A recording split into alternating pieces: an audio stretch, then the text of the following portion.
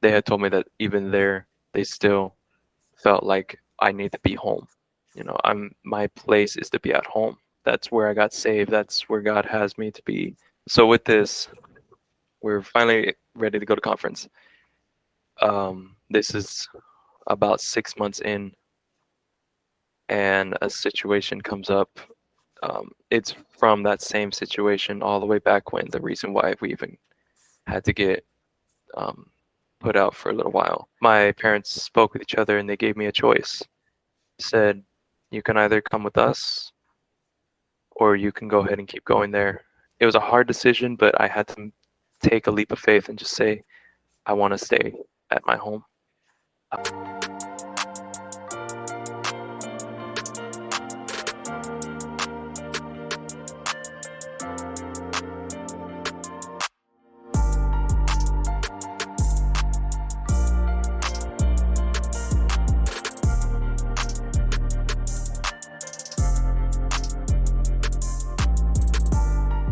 Welcome back, everybody, to the Light It Up podcast. I am your host, Wyatt Taylor.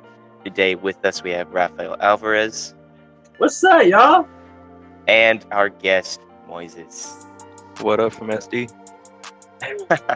So, if you guys do not know who Moises is, you most likely have not seen last week's episode, which was part 1 with him. Make sure you go check that out before this one, because a lot of stuff will not make sense if you haven't And you seen shouldn't be here. Go back. What are you doing You watching should not- part 2 without watching part 1? You crazy? It's a shame. For real. Go watch part 1, come back. Today, we are going to be continuing Moises' testimony. He was separate from the church for 4 years because of an issue with the church and with his family. So being separate with the church, he learned a lot, he experienced a lot, and he went through that in the last episode, so go check that out. But today, we are going to be talking about the redemption story and lessons he's learned from it. So what he can take from being separate, what he can take from the Potter's house, why it's such a great fellowship. Now, we're going to ask him questions along the way, and we have a last-minute word for our church kids. Any person who goes to church, actually. It doesn't need to be church kids, but most likely church kids. Anyway. Moises, take it away. Begin where you left off, man. Alrighty. So beginning where I left off, my family and I were out of the church for a little bit still. At this point, we were finally able to go back into the fellowship, but we weren't able to attend our mother church. So start off on that. Got a call from our pastor, said that we can come back, but we were unable to go into the mother church as of yet. We were able to go into another fellowship church. And this pastor was also a pastor that helped my family in order to be able to maintain their salvation, because he was once I believe, the door director of our church before he got sent out. So he knew you guys. So he knew my family and all. So we started going there, and first time back after about maybe 2 years at this point. We were accepted. We were like, people came up to us immediately. Some of them actually thought we were like new people, like entirely, but we let them know, actually, no, we've been a part of, the church. We've been saved for this amount of time and blah, blah, blah. So, and I got to meet some new kids. It took a while for me to get adjusted with everything. Like I said, we used to bounce around a lot from different churches outside the fellowship until we were able to go back. And I made some friends that I actually still currently have now, which is awesome to this point. And some people there who shared a bit of a same testimony as my parents when it came to before their full salvation, being part of the gang, my dad and everything, and then just the party life and stuff like that. So they knew of that, and they were able to relate. They were able to hit it off pretty well, and it helped to regain that salvation that they once had before, to make it stronger at this point. Right. And, during the time that we were out, at first it was a very bad struggle, but with all of this, we actually became more of a family than we ever were before. As I said in the previous episode, my dad was also like a youth leader, and he had several different ministries, which accidentally caused him to neglect me for a time because he was really busy with everything. But because of the separation from the church, we didn't have anything. Him and I were able to grow a lot closer. We would just hang out and we'll play video games. We'll watch a couple shows or whatever, and we'll just sit there and talk while we're doing all of that. So we grew closer. So with all of that to this point, now we were stronger as a family. We felt ready. We're back in the fellowship. We were excited, and we took off from there. Doing whatever it took. My dad was able to get back into preaching in the jails and everything, and everything was great at this point. So yeah, how was it coming back? I mean, I know you explained a little bit, but how was it for you? I mean, reconnecting and building that church life again. How was it? Did you find yourself? I imagine you find yourself being less lonely, especially with more fellowship and even more joyful, being closer to God and closer to a good church. hmm Yeah. So like before coming back, I was still fighting with a depression type of thing to the point that I just thought, why not just take my life? I went through Um, suicidal thoughts. I had those moments going back into the fellowship, having friends and everything that I began to gain, and spending the night at their house and all that, and all that stuff. And even in school, um, it was a homeschool, but we actually got to go onto a campus twice a week, so I was able to socialize there. And some of my friends from my mother church were actually going to that school too.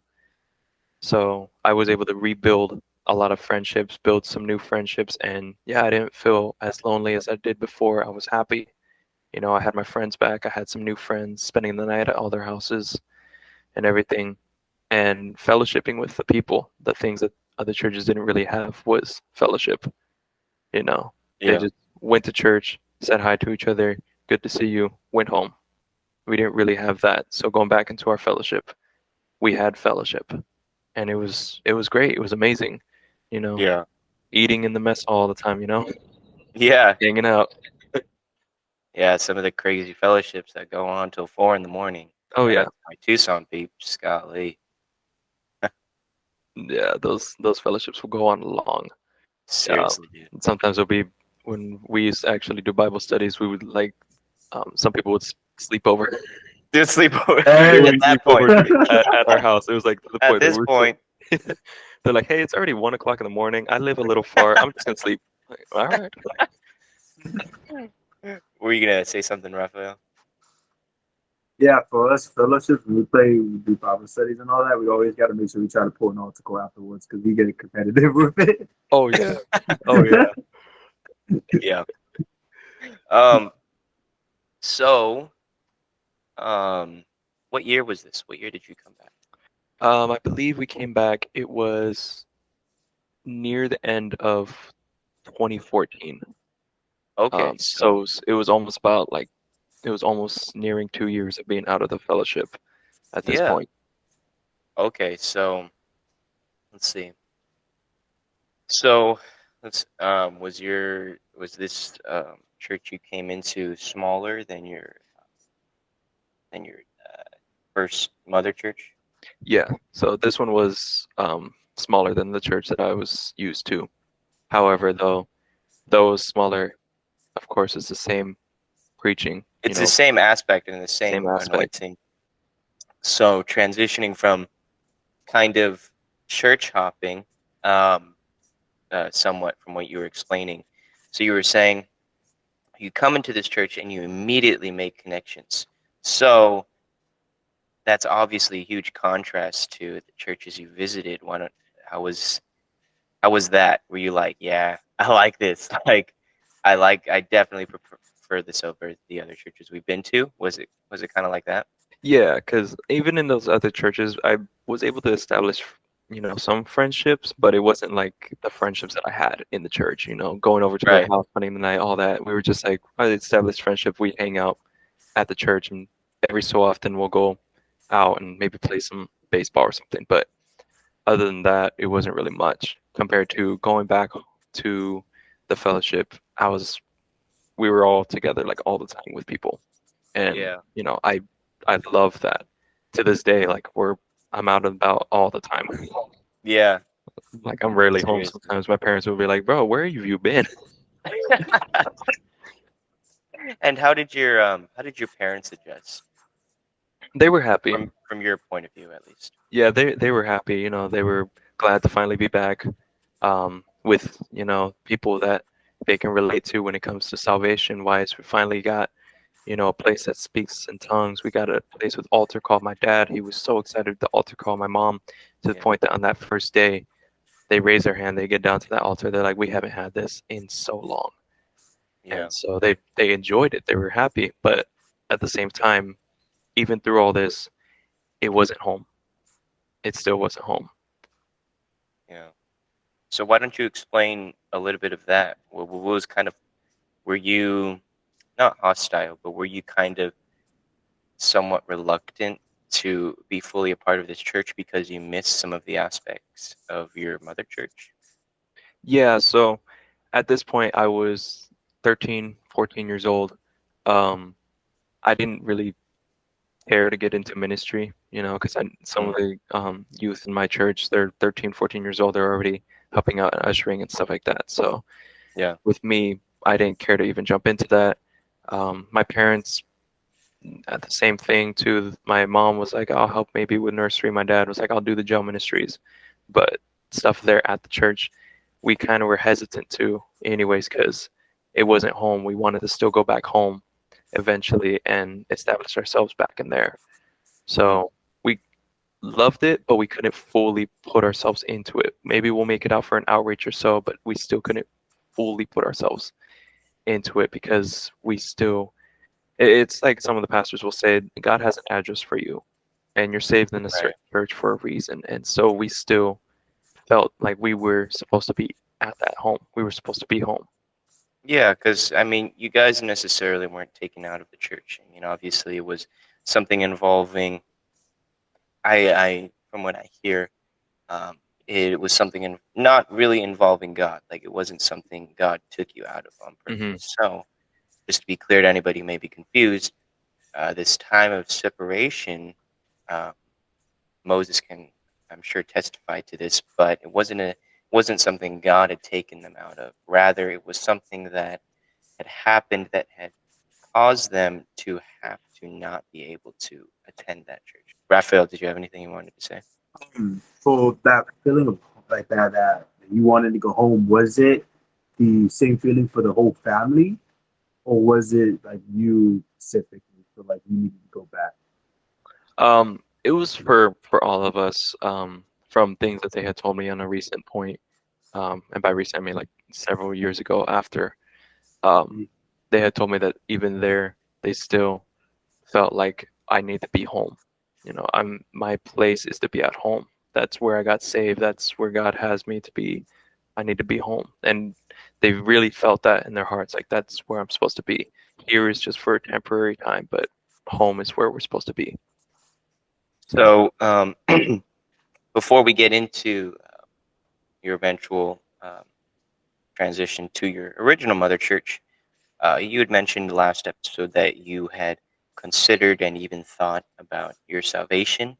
Um, kind of did a double take, wondered if it was actually real from the time you were separate from the church, but you never got serious. mhm. Going into this church, was there a point when you did get serious and you got saved, or was it prior to that? Or Yeah. So once we got back into the fellowship, once we got into this church, um, there was a revival that happened about, um, actually that exact week.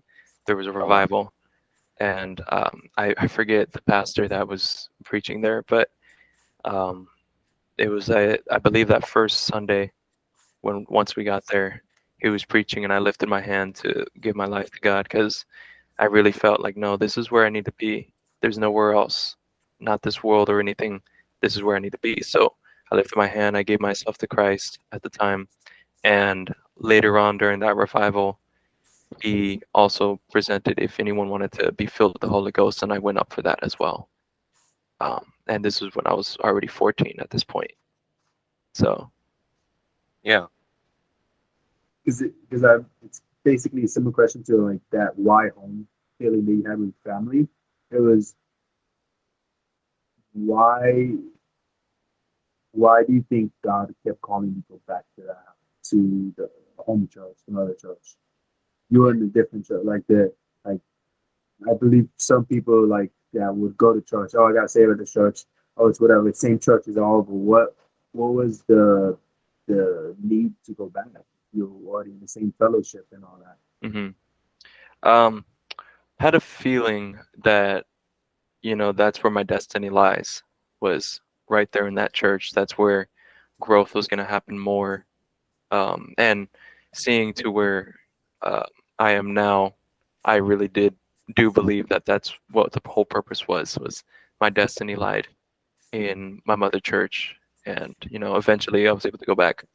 Um, and so, yeah, we just felt like that's where we were called to. Like that was where our destiny was going to really enhance right there. Yes, we were still in the fellowship and everything, but it was there that true growth was going to really happen. And we didn't understand at the time what that growth was going to be.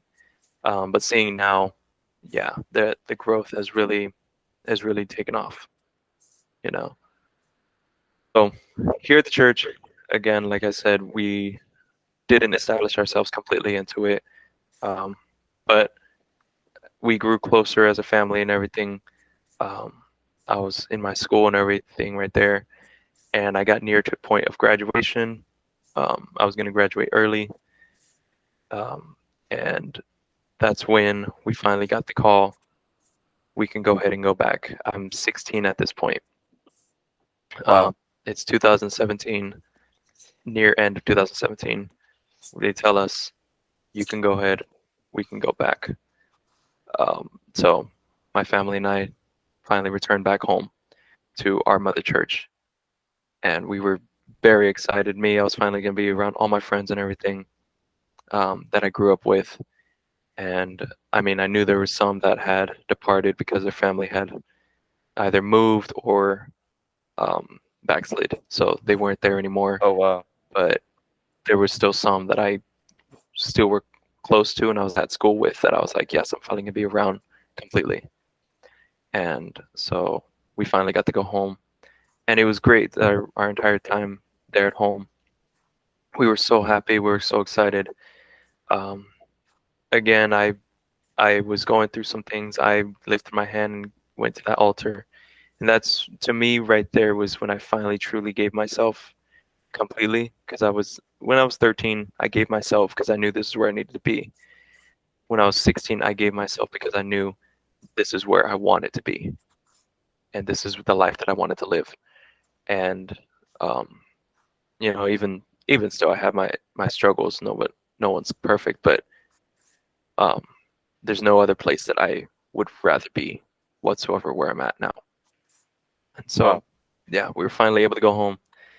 My parents were happy. We were all happy, and we were finally excited. We are going to go to conference again. We Awesome. hadn't gone to conference in a very long time in our mother church, and so we were excited. We were like, man, without conference, it was weird because I was so used to Right. growing up with that. Every single year, we'd have our conference, go to conference, and I'm there every Hmm. single year. That was my vacation, and I still Yeah. view that as vacation. Like, I loved it. Yeah.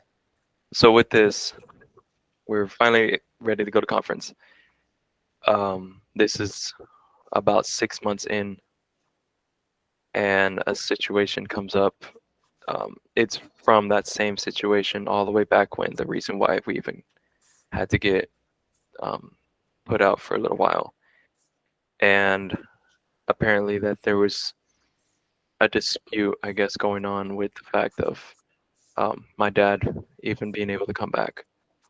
Mm. Um, and so because of everything, all that, they had to make a really hard decision, and they had to put my father out again for that same thing way back when. He'd even do anything this time, like it was just from that same thing way back when. So that, it hurt because I thought, no, I don't want to leave. I don't want to leave this again. So my parents spoke with each other and they gave me a choice. Said, you can either come with us or you can go ahead and keep going there, and we'll drop you off because I didn't have a license yet. And it was a hard decision, but I had to take a leap of faith and just say, I want to stay at my home. I want to stay at my church.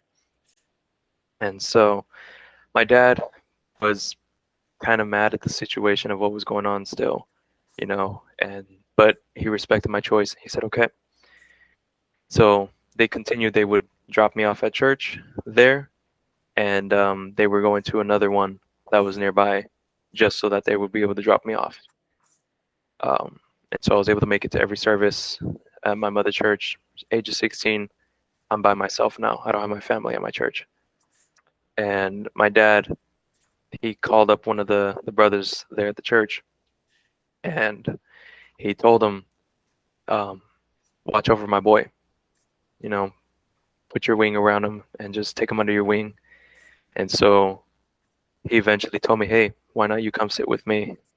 So I was sitting with him. I was in church, and it was weird being without my family there, but I felt like this is where God wanted me. This is where my destiny lies.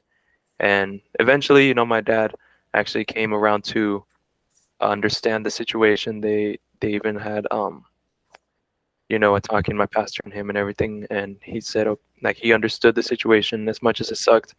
He was like, I'm gonna continue serving God, even if I'm out here. I'm gonna continue supporting the church.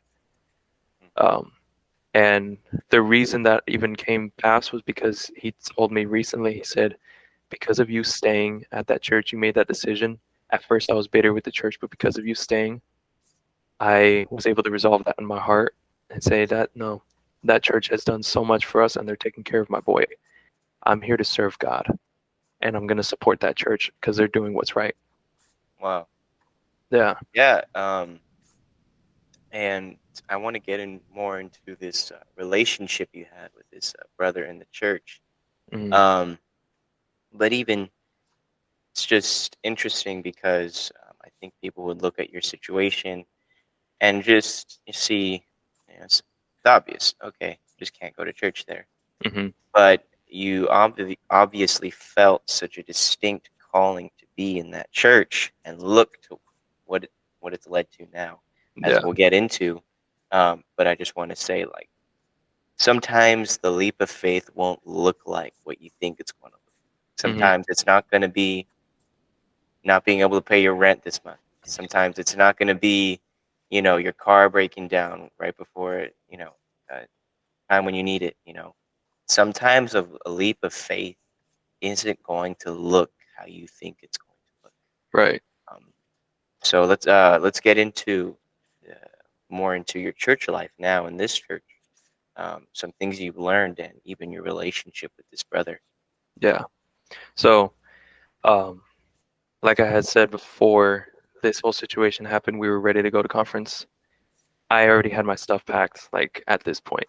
This literally happened like about a week and a half before conference, Oh wow. which, yeah, that it was a big deal because we were finally able to go to conference, which our conference in Tempe, it's in May, the beginning of May. So this was mid-April at this point of 2018.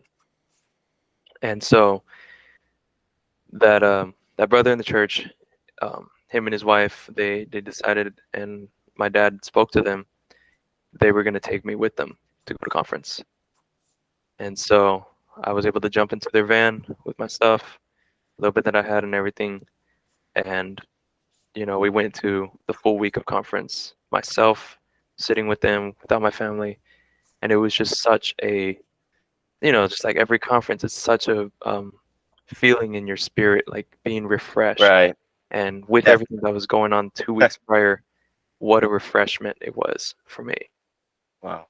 But then during that same week, come to find out, that same brother that was putting me under his wing, that Friday he got announced Oh wow.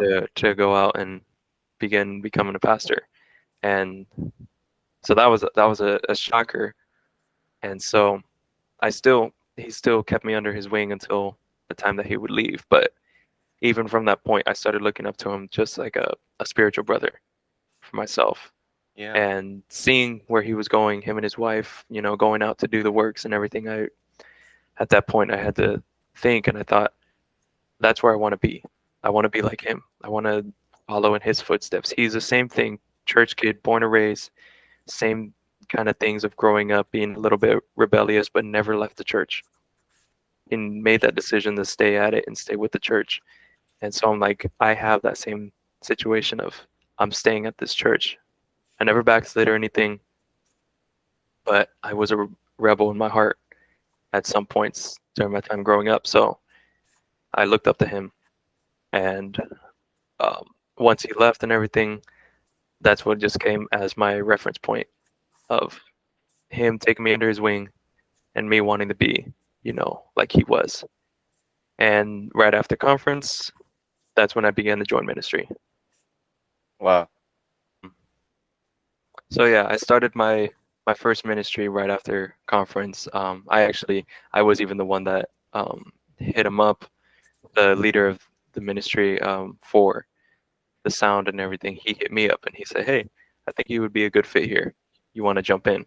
So I was like, Yeah. "All right." So I talked to my pastor and he gave me the okay. I started off in that ministry, going into 17 years old, being one of the guys helping out on the sound, which was kind of weird, but it was a cool experience to begin at. Some would begin at ushering and everything, but I began doing sound, Yeah. That's which I crazy. I had to learn to handle people's judgment a lot when something was wrong. Oh yeah. Mhm. Yeah. The media ministry is a very for lack of a better word, it is a very critical ministry. Mhm. We'll It's get very on you. it's a very Yeah. humbling ministry. Yes, humbling ministry. That's a better word. Yeah. You're a smart guy, Moises. Big brain. Yeah, because you're constantly there's things that you're gonna mess up. Because I mean, there's things that you'll do as an usher that you can't really do wrong. I mean, How it's much not you that. betting? I knew Rafael was gonna say something. My point You is, don't it's want to not. hear it, bro. My It's thinking when I put an altar call, not altar call, when I did off, I'm gonna pray for that mug. It was 2 words. God, please pray for the money. Simple enough. Hey, it worked. hey, it works. It was something around those lines. God, you would something dumb, God took and it. that was it. Yeah, but it's a very critical ministry, very humble ministry. So, No, yeah. Continue with what you were saying. Okay.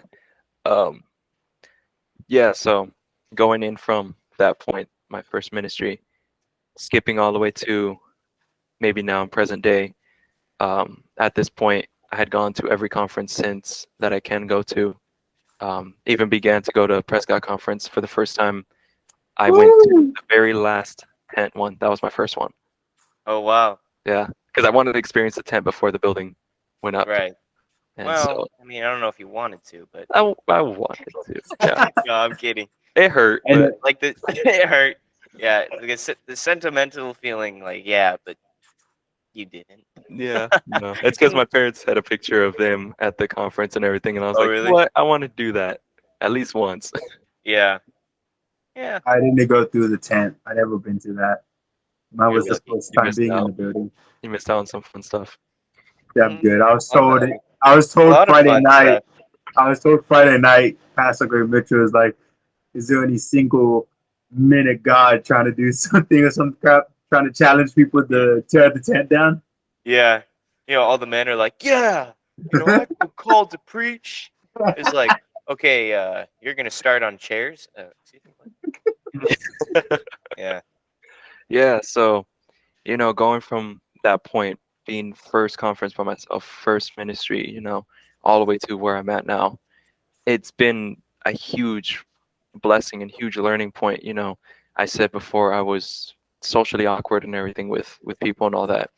I have now the friends that help me to get out of that awkwardness. They'll Dude. tell me, "Hey, there's this thing going on. Let's go." I'm usually the designated driver because they didn't have their license. So I was like, "All right, fine, let's go." Amen. Right? So they used me and it helped. But Yeah. um, through that, it helped me grow a little bit more socially. I was able to meet more people. Eventually meeting Wyatt here at a conference. Hey, Yeah, so that all helped. They get on a podcast Get afterwards. on a podcast afterwards. And shout out to more people out there watching. U Version Bible app. It works Yeah, wonders. hit me up. um, but yeah, so I grew with all of that, growing in ministry, going through. We have our harvesters, we have our rallies at my church, being a mother church of San Diego. Um, and eventually, there was something my mom had told me that I was like, I would never, ever do whatsoever, but I had to take a leap of faith because my mom believed in me.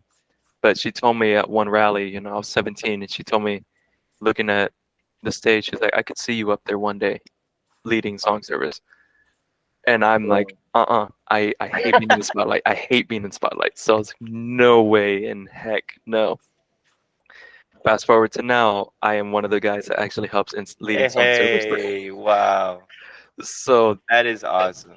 and every time I get up there, I feel fear. But, gotta remember this for God. It's not for my glory. So Yeah. whatever happens, like, God's gonna help me through it.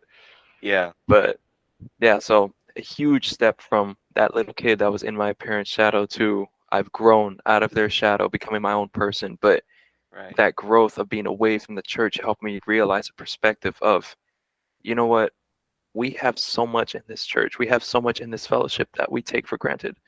As church kids, or even as people who came into the church a long time ago that got used to it. Um, you can take the whole thing for granted. Conference, altar call, speaking in tongues. It's just like it becomes a routine eventually. Like, yeah, we're gonna do this. Yeah, we're gonna do that. You don't realize how blessed we are with all of these things. How blessed we are that Pastor Mitchell, Wayman Mitchell, had came to the point of, let's do a conference. Let's send the people out into the mission field.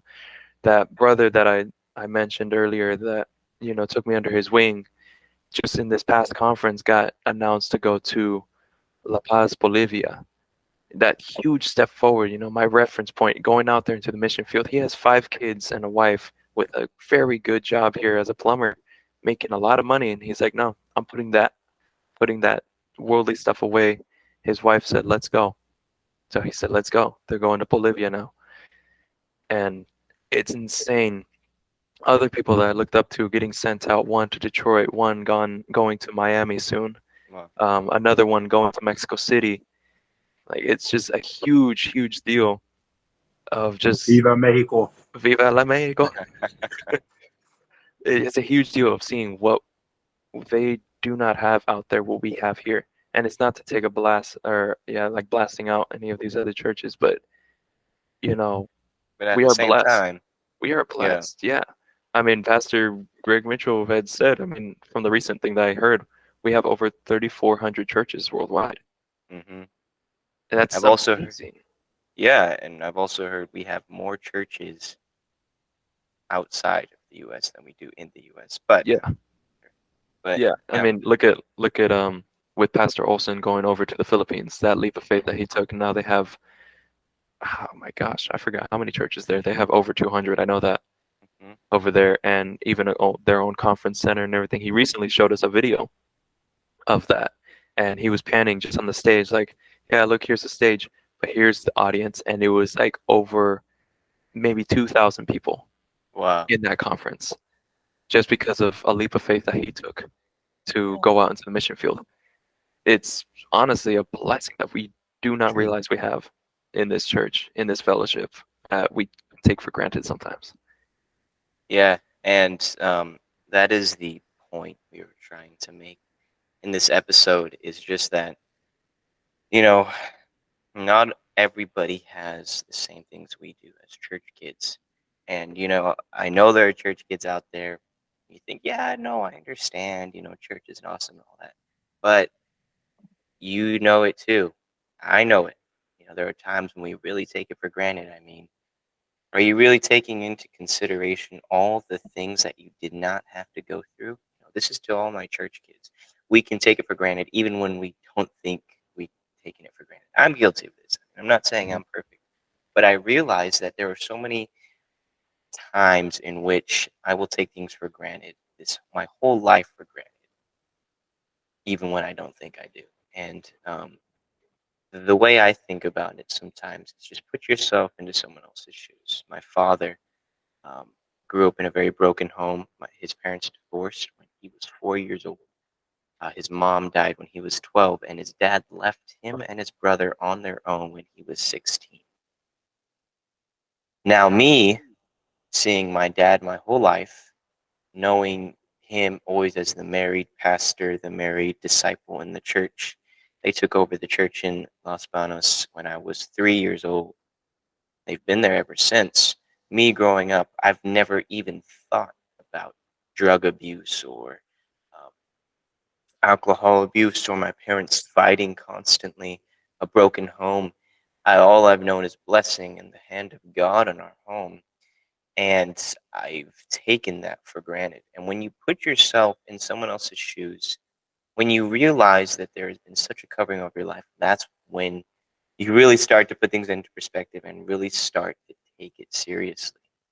Because now it's like, okay, you know, you've had this incredible opportunity. You've been raised right. You have been preserved from many, many things. You've been preserved from all the worldly things that destroy lives. Now, what are you going to do with it? Are you going to waste your time? Are you going to go out into the world because you want to try it out? Or are you going to take it seriously? Are you going to serve God and truly take your salvation seriously and do something for God? That's just my little take on it. That's what I've learned. Something I think about because I'm a church kid and I relate to those of you who've grown up in church. Put yourself in someone else's shoes, put things into perspective, and think about what you're going to do with your life. Anyway, that's my little point. That's all I wanted to say. If you guys have anything you want to say. I was gonna add to that. You know, saying same thing of things that we don't have to go through. I at my old job working at a restaurant chain of Chipotle and everything, working with the people that were there, none of them were Christian, and hearing the things that they go through on a daily basis or the things that they've done. Some of them, they're sitting out there smoking weed or vaping a lot, doing, you know, drinking alcohol. Some of them are sleeping around with people who aren't even their spouse, sleeping around with people who are even their boyfriend or girlfriend. Just on every weekend, they're like, "Oh, I'm going with this girl now. I'm going with that guy now. Whatever." Um, all these things that we don't have to deal with, in the church. Some church kids will want to be like, well, they seem so happy. They seem, it's cool to be in the world, to go on a party life, to do drugs, or like it seems like something I want to check out because I mean they seem so happy with it. They're not happy. They're just trying to hide something. And we truly have that joy in this church, a spiritual joy, and if you don't have that, it's because you either are ignoring it or you just have not found out the real peace and joy that you have within the church without having to deal with any of that things. It's like you said, Wyatt, that you didn't have to go through any of the things that your dad went through, that your parents went through. You don't have to deal with the things that they have to go through, mind battles that they would have to go through on a constant basis. My parents, same thing, the past that haunts my dad at times, even dreams that he'll wake up from because of his past, being a gang member and everything, even seeing death in front of him before, of people dying. And I don't have to deal with that. Like my dad, I can hear him sometimes wake up in the middle of the night, and it's not often, but he'll wake up and still be like, dang it, I had a nightmare about something. And I don't have to deal with that because I was born and raised in this church. I haven't had to go out there. I was listening to a sermon from Pastor Roman Gutierrez today, and he was talking about, because it was during a wedding, and he was talking about, we don't have to go out into the world. We don't have to do any of the things they do, sleeping around or anything. You save yourself from marriage. It's going to be the best decision you ever make in your entire life, And yeah, I'm just like it. It's true. Saving yourself all the way into marriage. It's not. It's not a cool thing to go out there to sleep around because you think you have game. There. Riz. Yeah, that the whole Riz thing, like, nah. You're trying to be a player that you shouldn't be. What are you trying to do? Are you playing on the field for God, or are you playing on the field for the opposite sex? You know. Right. So that thing of just staying pure, and it doesn't even have to do with sex, like of staying pure. It comes to the things that they've dealt with of drugs and alcohol. Your body is a temple of the Holy Spirit, temple of God, and so you're purified just on the fact alone that you are not dealing with the things that the world is going through. They're not happier; they're just hiding the things that are pulling them down, the depression that they have, and that's what we take for granted. Of we don't deal with that. We have joy in this church. We have joy in the presence of God, but we take it for granted. It's going to completely tear us apart, or we're never going to find that true meaning of, Christ's salvation for our lives. He died on the cross for us. He shed his blood so that we can be set free. But as a church kid, we're taking that blood and being like, yeah, this is cool and all, God died for me, whatever. But from what? We don't realize from what. And that's what we take for granted. And that's a point that I want to get across too, of these other churches. You can be saved in these other churches, but it's not like home. It's not like where we're at. Everything we do here, it's for a purpose. Things that have been taught through, I mean, you can see with the Moral Stones thing, the stuff that has been taught over time. Some churches don't even believe in miracle healing, or they believe it's only specific people. Look around for us. Any of us can heal. We just have to remember that it's through God. And it's things that we take for granted of. Healing crusade. Oh, cool. We take that for granted sometimes. We take a healing of someone's foot being extended for granted. And we shouldn't. As a church kid, I have one scripture, Hebrews 13:16 from the Message. It says, make sure you don't take things for granted and go slacking in working for the common good. Share what you have with others. God takes particular pleasure in acts of worship, a different kind of sacrifice that take place in kitchen, workplace, and on the streets. Our sacrifice is giving ourselves to Christ. Our sacrifice is not putting ourselves into the place of the world. What are we sacrificing? We're sacrificing our flesh. We're sacrificing that crave for something spiritual, and we need to spread it out into our workplace, spread it out into the world of that salvation that they may not have, but we can offer. You can believe, yeah, light it up. You can believe, I don't have a testimony. You know what testimony is? Yeah. You have purity. Yep. That's a testimony in its given self. A lot of people in the world don't have that. One of the pastors had said that his son at his job, all of them would make fun of him for being a virgin, And so he told him, here, say this line. Tell them, I can become you easily in 2 minutes, but you can never be me. Ooh, that's a good one. Mm-hmm. We are purified from the world because our parents' salvation. We don't have to deal with that. So don't take it for granted. We can easily become the world, but they can't become us because we are purified. Not saying we're any better, but we don't have to deal with some of the things that they deal with.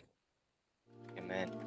On that note, I think we're going to end off. Powerful episode, ministered to, no doubt, all of us. We're all convicted. I'm just kidding, but hey, that was a refresher for me too. Dude, yeah, this was a good one. Make sure you guys tune in next Saturday for our next episode. We thank you guys for being here. Make sure you follow us on Spotify and Instagram. Subscribe on YouTube. Stay updated on us. Click the bell. Click the like. I feel like a vlogger. Make sure you check out our website. All of that for merch. Lowercase edition. Rafael has around the world. Make sure you check that out. We'll see you in the next one. God bless.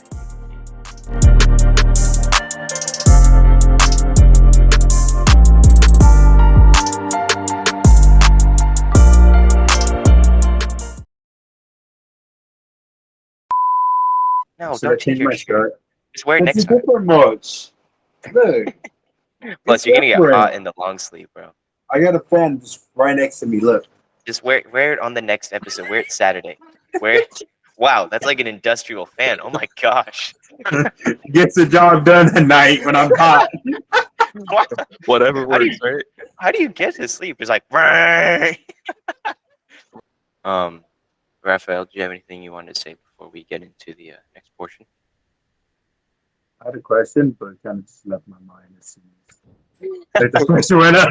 I was gonna ask. I was thinking. I was like, I had it, and then as soon as like Rafael question, Really? Yeah. yeah, look, I promise you, dude. To Bolivia now. Oh wow. Dang, hey, that's where my aunt lives. Go huddle down. Oh, Sweet Jesus. what the heck? But it's him. You have an Him aunt and his, that lives in Bolivia, Rafael? What in the Like, world? it's a long story. It's a great aunt. Oh God, It's aunt. a long I story. don't know. Yeah, I bet it's a It's a long long story. story, Oh my gosh. dude. I don't want to hear. I found out when I was like 12 when she came in. She popped out of nowhere and she's like, "Mijo, ven aquí." I'm like, "Who are you?"